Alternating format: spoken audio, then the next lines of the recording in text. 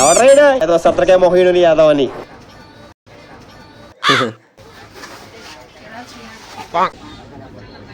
Hi.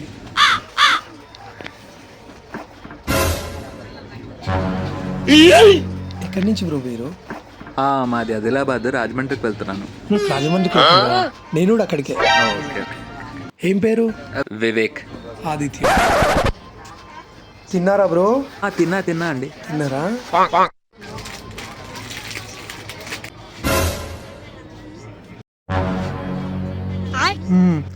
వద్దు bro. తీసుకో bro.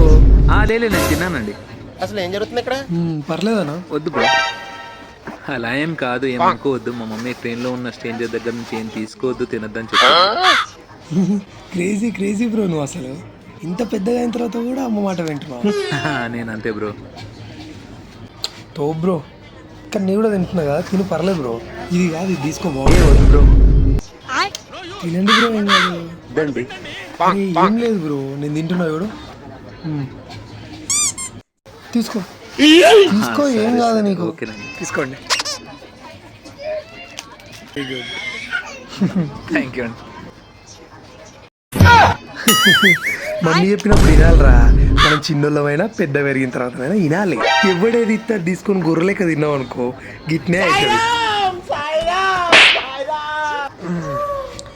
ఏ మాట కామాటే, నీలాంటి వాడు ఉండబట్టే మా వ్యాపారం మంచిగా సాగుతుంది. రాజమండ్రి రాగానే లేచి వెళ్ళిపోబాబు. బాయ్.